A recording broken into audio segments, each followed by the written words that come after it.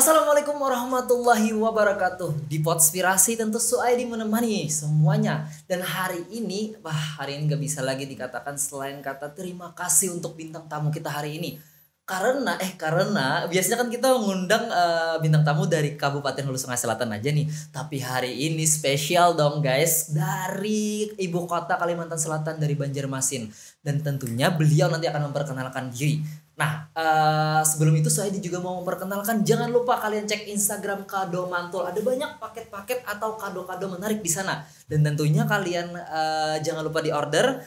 Kalau mau order, sesuaikan tanggal ulang tahun ayah kalian, cewek kalian, nenek kalian, atau siapapun. Jangan lupa ya guys, cek Instagramnya Kado Mantul, L-nya double. Dan tentunya jangan lupa juga Suaidi meminta untuk teman-teman untuk mensubscribe channel Amadit FM. Lalu kalian kasih like, komentar, dan di-share. Jangan lupa nanti dengerin sampai akhir karena ini bermanfaat banget untuk anak muda. Apalagi mungkin yang seumuran saya yang lagi bingung tentang jodoh perjodohan. Oke, tanpa berbasa-basi lagi di sini Suaidi dan inilah Podspirasi.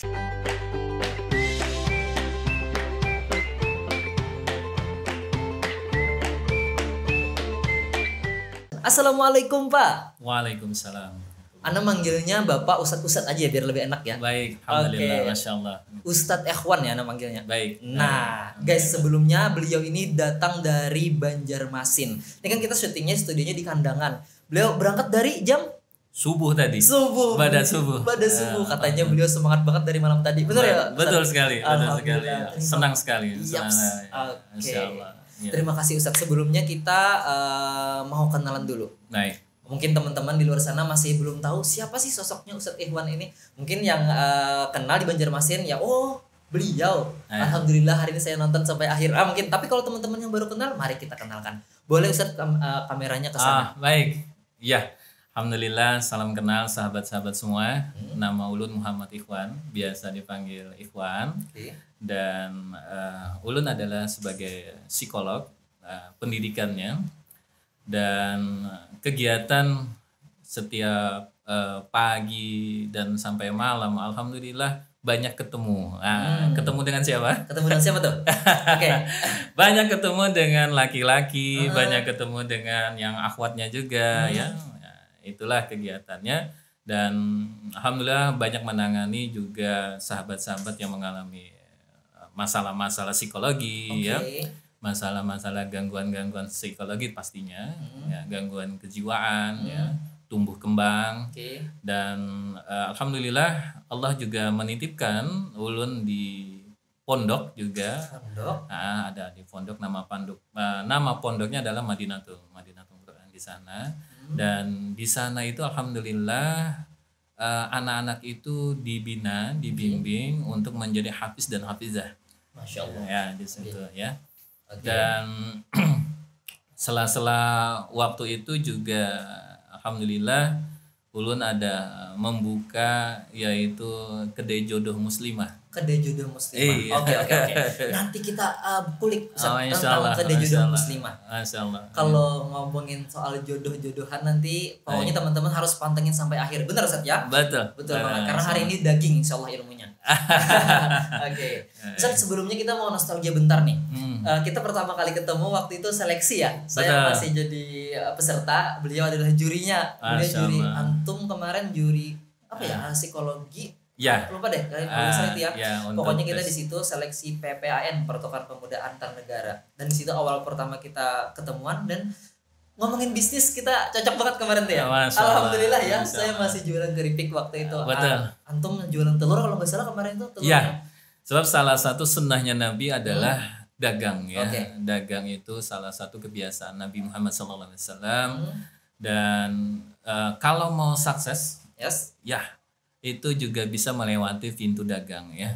Dan di situ mudah-mudahan juga dengan usaha itu, dengan usaha ataupun dagang bisnis apapun, niatkan satu hal, kita lebih dekat dengan Allah Subhanahu wa taala. Jangan sampai dengan bisnis ini membuat kita jauh dengan Allah Subhanahu wa taala. Apapun itu. Bahkan sampai sukses nanti pun. Nah, betul. Iya, jadi jangan sampai usaha bidang apapun yang saat ini kita lakukan itu malah lebih jauh dengan Allah. Nah, ini tanda-tanda. Sebetulnya tanda-tanda kita mesti meninggalkan ya ataupun juga mengubah waktunya. Sesungguhnya yang mengasih semua kecukupan kita, dalam hadisnya Nabi Muhammad SAW menyampaikan fahuwa fi zimmatillah.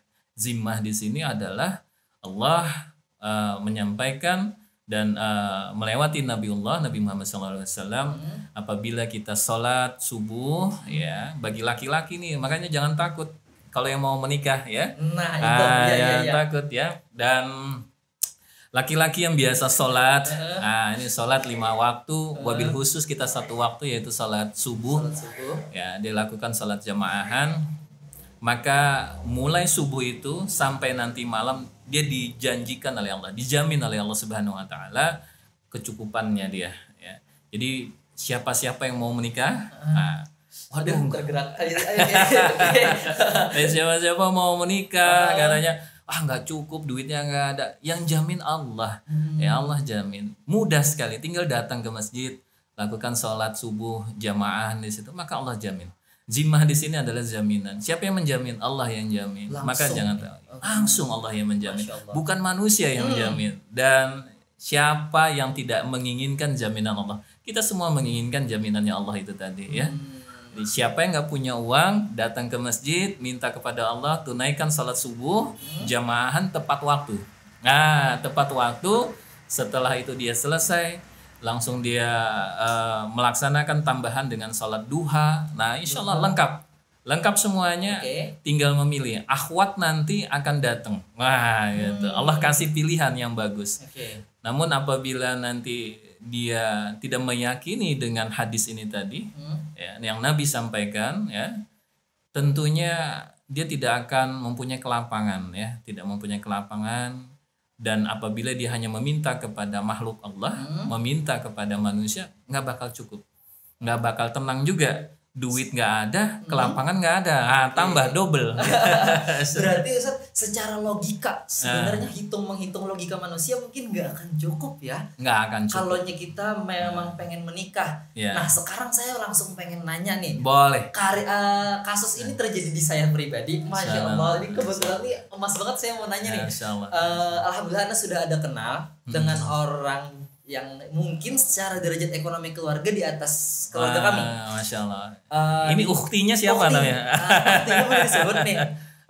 Mungkin antum aja yang dengar, yang lain kita tidak. Subhanallah. Di Martapura, Ustaz. Alhamdulillah keluarga sudah ketemu. Sama-sama keluarga sudah ketemu, tapi kita belum ada janji dan sebagainya.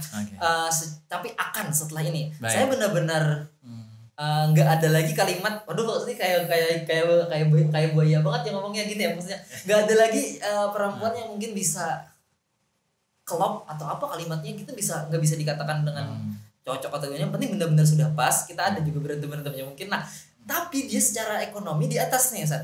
Baik. Nah, dia anak yang agak sedikit berada daripada kami. Tapi saya tuh percaya dirinya terlalu tinggi apa gimana ya, pokoknya saya bisa aja suatu saat nanti. Karena saya yakin saya kerja keras, alhamdulillah, mungkin teman-teman melihat di sini ya sendiri. Nah, tapi bagaimana meyakinkan hati kalau kita sudah siap dengan orang ini, atau secara umumnya deh, Ustaz, kapan kita bisa mengatakan siap untuk laki-laki dulu nih? Baik. Untuk menikahi atau meminang seorang akhwat. Baik. Gimana, Ustaz? Baik. Ya, yang ke-1 kita mengetahui dulu nasabnya. Nah, nasabnya dilihat dulu. Kalau si fulan ini, si ukhti ini nasabnya baik, ya, bapak umi dan abinya bagus, ya.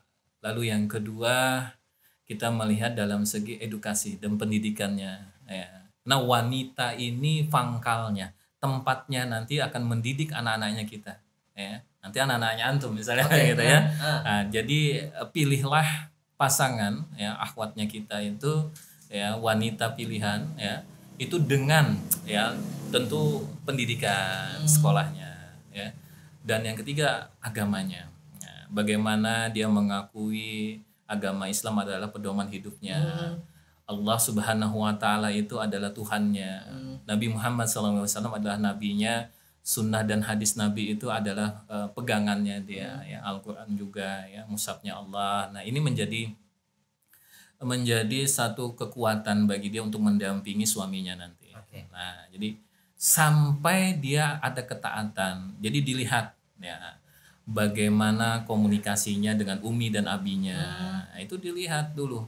Kalau umi dan abinya dimuliakan oleh si anak ini, yang si ukti ini, yang calon ini, nah insya Allah dia juga akan bisa memuliakan suaminya. Ya. Ibadahnya tentu yang awal tadi tentang agamanya. Bagi siapa yang selalu menjaga sholat 5 waktunya, ya. Lalu dia maaf di sini tidak berhalwat namanya, ataupun menjaga hubungannya dengan laki-laki, ya. Tidak berduaan, tidak gampang dibawa oleh laki-laki. Nah ini modal utama ya. Jangan mudah juga disentuh oleh laki-laki yang tanda kutip bukan siapanya dia. Belum muhrimnya mungkin. Ya, nah antum juga nggak boleh sentuh-sentuh. Iya betul. Ya. Hati-hati, hati-hati. Oke. Boleh menyentuh karena ini salah satu Allah menjaga kemuliaan wanita. Wanita itu dijaga dengan hal subhanallah, Islam ini betul-betul menjaga kemuliaan wanita. Dan utamakan juga dia selalu menjaga hijabnya, ya, menjaga jilbabnya. Wanita yang selalu menjaga jilbabnya dengan pakaian-pakaian yang maaf tidak kebuka gitu ya. Tidak membentuk, tidak tipis, ya. tidak menonjol. Gitu ya. Nah, itu calon banget ya gitu. Sehingga akan menjadi salah satu keindahan. Tahu nggak wanita yang cantik itu letaknya di mana? Di mana, Ustaz? Baik, di malunya. Jadi kalau dia mempunyai malu kepada siapapun, itulah wanita yang cantik. Malu dengan Allah tentunya, takut dengan Allah tentunya, dan ini akan menjadi modalnya dia. Ya, dia tidak mudah malu apabila nanti dilihat, ya, dipandang dengan pandangan tanda kutip yang negatif oleh lawan jenisnya dengan laki-laki, ya. Tetapi dia menjaga keindahan, kecantikannya itu hanya milik suaminya. Dibuka hanya untuk milik suaminya. The only one, suaminya doang nih. Nggak boleh dinikmati oleh laki-laki yang bukan siapanya? Bukan suaminya. Pastinya. Ya. Ini adalah wanita idaman, ya, wanita idaman. Ya, semua laki-laki menginginkan hal itu. Apalagi wanita yang mana dia punya sikap pemalu, ya, malu dengan kaidah hukum-hukum agama kita, agama Islam kita. Lebih pokok adalah tujuannya bagaimana dia menjadi wanita yang pantas untuk suaminya nanti. Sebab di dalam sunnahnya Nabi menyampaikan wanita yang baik. Ini wanita sesuai dengan sunnah Nabi, hadis Nabi, wanita yang selalu menjaga. Nah, apa yang dijaga? Yaitu adalah tentang akidahnya, ya, hatinya kepada Allah Subhanahu Wa Taala, ya, sehingga pintu-pintunya Allah, ya, yang janji-janji Allah, surga yang akan dijanjikan oleh Allah Subhanahu Wa Taala itu akan didapatkan oleh dia. Niat di hatinya. Dengan adanya dia tahu hukum-hukum Allah dan keutamaan pahala yang didapat oleh dia, nah ini akan menjadi motivasi si wanita itu. Dan biasanya wanita yang selalu menjaga hal-hal yang begitu, maka Allah juga akan pantaskan atau cocokkan, jodohkan dengan laki-laki yang begitu juga.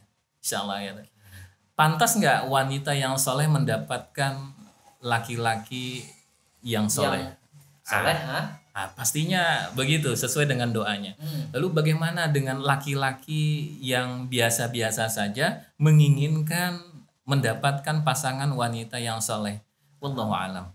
Tapi yang jelas Allah menjodohkan itu tidak ada yang kebetulan. Pastinya sesuai dengan fulan punya kelebihan ini, fulan punya kelebihan ini. Dan itu sangat indah sekali. Dan itu yang akan melengkapi satu sama lainnya. Betul sekali. Oke, Ustaz, sekarang ada sedikit pertanyaan nih.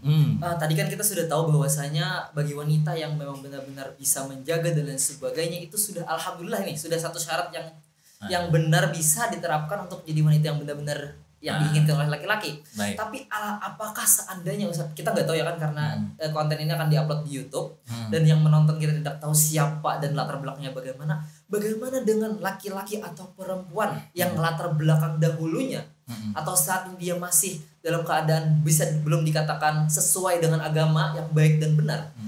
Adakah Ustaz masukan tips atau bagaimana supaya bisa mereka merubah dirinya? Baik. Nah, ini yang sebenarnya kita kategorikan ada niatan untuk berubah. Gimana, Ustaz? Baik, yang diawali adalah memilih teman. Hmm. Pilih teman. Oke. Pilih sahabat yang mana sahabat ini sudah bisa dilihat, bisa diketahui kebiasaannya, yaitu mungkin sahabat ini biasa datang ke masjid, Oke. datang ke majelis ilmu, ya, ilmu agama, dan teman inilah yang diawali oleh kita temani. Pilih teman itu salah satu sunnah Nabi. Jadi datangin teman-teman yang mana lebih dekat dengan Allah, ya. Datangin teman-teman yang selalu sholat jamaah di masjid.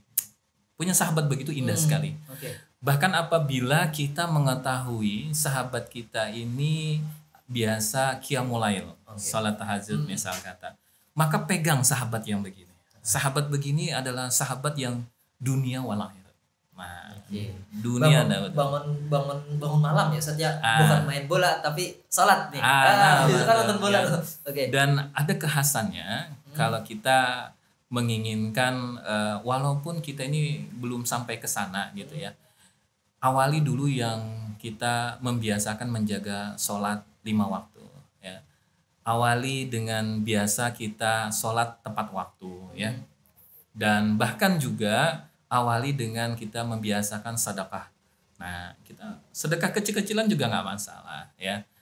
Atau mungkin uang-uang yang logam-logam dulu ya. Iya, betul. Recehan itu biasanya asal letakin aja nih, tiba-tiba udah terkumpul 10.000 misalnya. Oke. Jadi dengan niat itu tadi, ya Allah, hamba minta tolong, memohon kepada Allah, ya Allah, hamba ini dikasih hidayah ya Allah, dikasih kemudahan ya Allah untuk mendekat. Sebab apabila kita ingin niat dengan itu tadi, ya mendekat kepada Allah, Allah bahkan lebih sayang.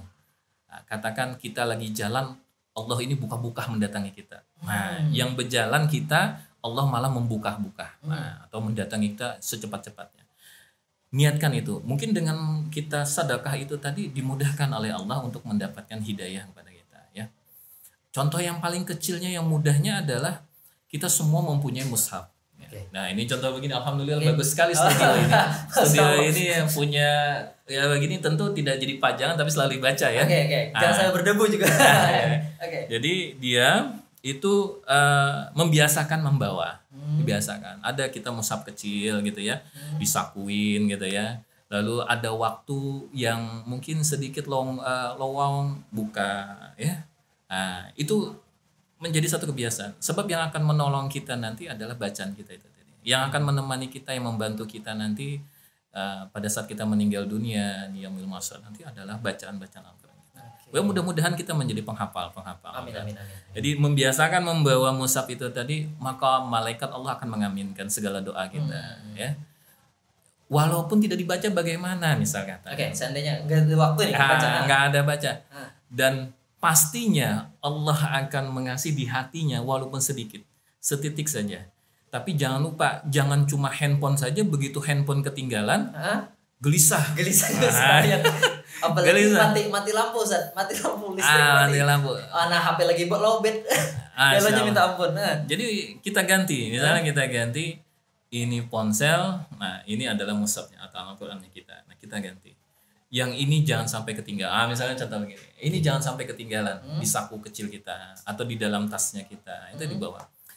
Sehingga dengan kesempatan itu, kapan maut menjemput kita, malaikatnya Allah sesungguhnya dalam hadis itu menengok kita tuh 70 kali. 70 kali. Sehingga bingung juga nih malaikat ini. Kok masih bisa ketawa ini manusia ini gitu loh. Sedangkan ajalnya dia ini udah di depan mata ya. Dan kapan waktunya dia nggak tahu. Tapi masih bisa happy fun gitu ya. Maaf dengan Umi dan Abinya tidak memuliakan gitu ya, belum memuliakan. Atau sebaliknya, dia masih tanda kutip suka ya happy ya.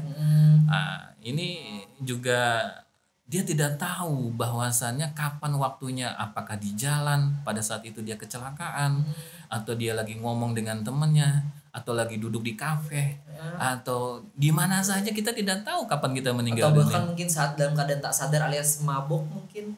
Itu nauzubillah ya, itu malah kematian yang tidak kita inginkan. Tentu kita menginginkan kematian yang baik, husnul khotimah kan. Ya.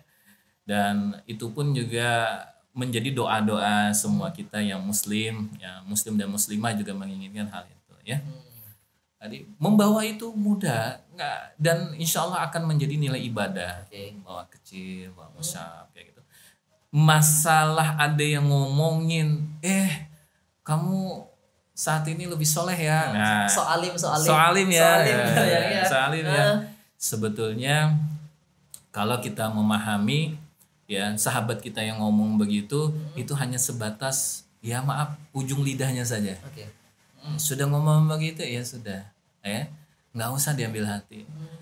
Kalau teman-teman kita yang lama kita nggak ketemu ya sekian tahun nggak ketemu, dia bawa mobil mewah. Ini bukber SMA misalnya, bawa mobil mewah atau mungkin punya jam tangan mewah, handphone yang mewah, nih apa? Itu hal yang biasa. Itu hal yang biasa. Tetapi begitu ketemu sahabatnya sekolah yang lama atau teman kuliahnya, melihat penampilannya, ya, atau juga melihat dengan Masya Allah, tentu kelihatan wajahnya beda sekali, ya, dan kalimat mulut yang selalu diucapkan oleh sahabat ini adalah kalimat-kalimat Allah. Itu akan indah. Tidak punya nilai yang mobil mewah. Bukan kita tidak boleh kaya, kita boleh kaya ya. Boleh pakai mobil mewah, boleh ya, pakai jam tangan mewah, boleh. Apa pakaian yang indah, pakaian yang bagus pun juga disunahkan oleh Nabi. Boleh kita memakai. Tetapi pada momen itu kita melihatkan salah satu dakwah juga kita kepada teman-teman. Ya, jadinya kita membuka atau mungkin nanti waktu sholat masuk kita bisa menjadi imam buat kawan-kawan kita. Masya Allah sudah sekian tahun nih nggak ketemu. Bacaannya bagus sekali misalnya ya. Dia juga bisa menjadi imam yang fasih ya. Hafalannya banyak gitu ya. Nggak disangka sahabat kita ini subhanallah misalnya gitu. Ini langka yang dengan kondisi zaman milenial yang begini ya, agak sulit ya. Bahkan mungkin agak malu dengan identitas muslimnya. Lebih menyukai dengan pakaian-pakaian yang bukan identitas muslimnya. Keberat-beratan mungkin ya. Kita nggak tahu yang mana, yang penting mungkin seperti itulah. Jadi ini salah satu ujian sebetulnya. Ujian kalau seandainya dia bisa mencontoh dengan pakaian-pakaian muslim itu juga menilai ibadah bagi dia. Ya. Dan khusus mungkin ya sahabat-sahabat akhwat ya yang muslimah, jangan malu kita memakai hijab yang panjang ya. Jangan malu dengan pakaian-pakaian yang tidak ketat ya, yang menonjol apalagi tipis gitu ya. Robek-robek di sini celana.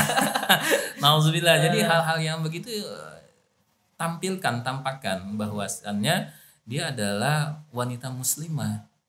Ada kisah. Jadi kisah ini kumpulan pemuda-pemuda waktu itu lagi minum minuman. Apa yang diminum tentunya minuman yang tidak baik. Ya. Tidak mungkin sirup, nggak mungkin. Apalagi susu ya. Nah jadi dia pada saat itu dua wanita yang jalan di hadapan laki-laki yang pada minum minuman itu yang tidak tanda kutip lagi dalam godaan syaitan ya. Ini pastinya wanita yang kebuka pakaiannya yang maaf ya, membuat syahwat laki-laki melihat jadi wow gitu ya. Itu pastinya laki-laki ini akan menggoda, pasti menggoda. Tetapi bila mana akhwat ini, wanita muslimah ini dengan mengenakan pakaian muslimah, memakai hijab yang panjang, ketutup, tidak membentuk tubuhnya, insya Allah dia akan menundukkan pandangannya. Sebab apa? Malaikat Allah menjaga wanita yang begitu. Ya, Allah mengutus malaikatnya untuk menjaga wanita-wanita yang suci begini, wanita yang baik begini, dan tidak ada yang istilahnya menggoda. Ya, dan ini adalah salah satu mungkin yang menjadi tantangan bagi muslimahnya kita saat ini. Ya. Banyak outlet yang menjual pakaian-pakaian yang bahannya tidak cukup. Bahannya tidak cukup, kainnya kurang. Kainnya yang agak ini. Dikatakan modis, dikatakan lebih apa ya, lebih cantik gitu ya. Padahal kecantikan sesungguhnya dia tidak mudah disentuh oleh laki-laki lain, tidak mudah dilihat apa di dalamnya. Ini sebetulnya adalah kecantikan. Tapi coba bayangkan, ya nggak usah dibayangin. Oke. Jadi begitu dipandang, dia sudah tahu apa isi dalamnya bagaimana, gitu kan ya. Nah, tapi apabila dia melihat, ya ketutup semuanya, apa yang mau dipandang? Nggak ada. Karena Allah menjaga. Dan setiap laki-laki itu memang diwajibkan untuk menundukkan pandangannya. Sama juga untuk wanita kita juga mestinya jangan juga melihat laki-laki, otot six pack. Itu juga mesti sama menjaga pandangan. Sebab di situ ada syahwat, ya, ada fitnah. Mungkin seperti analoginya begini nih Ustadz ya.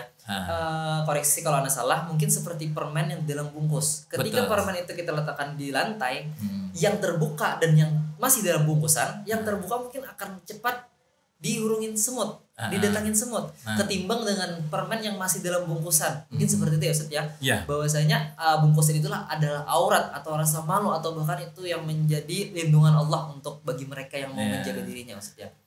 Mesti beda dengan pakaian yang di etalase.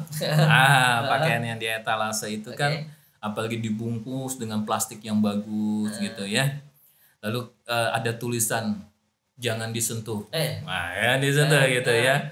Atau mungkin memecah membeli. Berarti kan dipegang, habis itu jatuh ya, beli ya. Lalu juga katakan dengan maaf diskon sampai 70 misalnya. Satu megang, nah gitu ya. Diacak-acak lagi gitu ya kan. Dicolek-colek, dibolak-balik misalnya bajunya gitu ya. Tentu kan beda. Nah, tentu sangat beda sekali, sehingga yang punya nilai yang mana? Yang di etalase pastinya, yang dibungkus dengan baik. Ya mungkin kayak macam di butik-butik. Nah, butik-butik itu kan baju-bajunya mahal-mahal kayak gitu ya. Tapi maaf, ada juga baju yang mahal tapi tidak di butik. Itu di mana misalnya? Dibungkus dengan bagus ya. Cuma dikasih penjelasan ini XL, L, M atau apa kayak gitu ya. Ya jangan juga lah mudah disentuh ya. Apalagi ini yang kondisi ini sahabat saya, ini calon saya. Wah udah kayak Umi Abi aja ya. Tapi belum sah, belum ada ijab kabul gitu ya. Tidak. Kategori kita sudah bisa itu ya ijab kabul Ustaz ya. Iya, itu halal lah hukumnya. Jadinya boleh ya. Dan bahkan menjadi pahala katanya. Betul.